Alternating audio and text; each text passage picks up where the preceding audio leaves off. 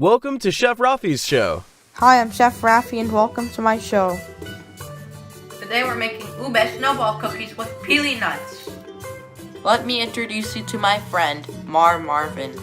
Niyan, mahimo ako sa ube snowball cookies na may pili nuts. You guys know what Pili nuts are? They only grow in the Bicol region of the Philippines.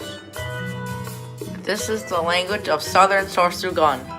Here's where they speak this unique language. Ang pili nuts, hali sa Bicol na nasa Pilipinas. As you have seen, I have cooked many Bicolano dishes in my show. Here's the map of Bicol. These are the ingredients. These are the ingredients you'll need. Hinian mga sahog na kaipuhan niyo. Do you know what ube is? Well, if you don't, you probably haven't been watching my show. This cookie is the favorite cookie of my Grandma Linda. May she rest in peace. Let's start cooking! Mabato na kita magluto. If you don't have Pili nuts, then you can use walnuts. Kung wala ka mo pili nuts, pwede man ka mo maggamit sa walnuts.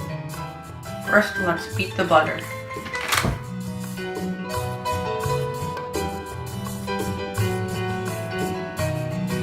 Una, haluon ang butter ng asukar. We must add the salt. Yan idagdagan ang asin ng vanilla. Papasiramon sa asin ang lasa sa inuluto ta. Tapos, pwede ta na ibutangan arena ng haluon inisan mayad.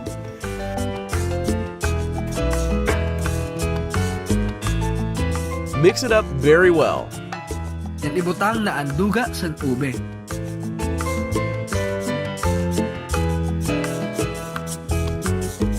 Magay na magang kulay ha. Isn't that colorful?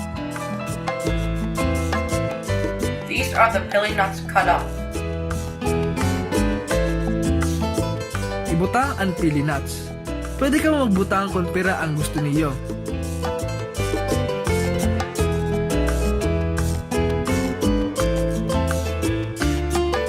Niyan, bibilog-bilogon ta ang arena.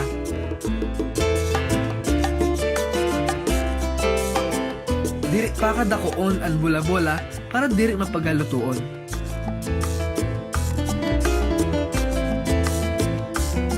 Ibutang sa oven ang mga bola-bola sa sulod sang 15 minutos na nasa 350 degrees Fahrenheit. The smell is amazing.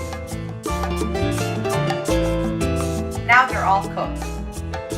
Time to eat, bon appetit. Luto na! Tadihin niyo, masiramon. Pag nakahimo ka mo sa dina cookies, sabihan niyo sa ako kung may ang lasa. Kung gusto niyo, pwede niyo paligidon sa asukar. Salamat tungo sa pagbisita sa ako. Kana! Bisitahan gihapon ako didi sa chefrafi.com. Mayon ako sa mga masasiram na pagkaon ng lutoon kada simana. Chef Rafi films videos all over the world. Where will Chef Rafi go next? Subscribe to find out. You can check out my YouTube channel as well. It's in the link below. Thank you for watching.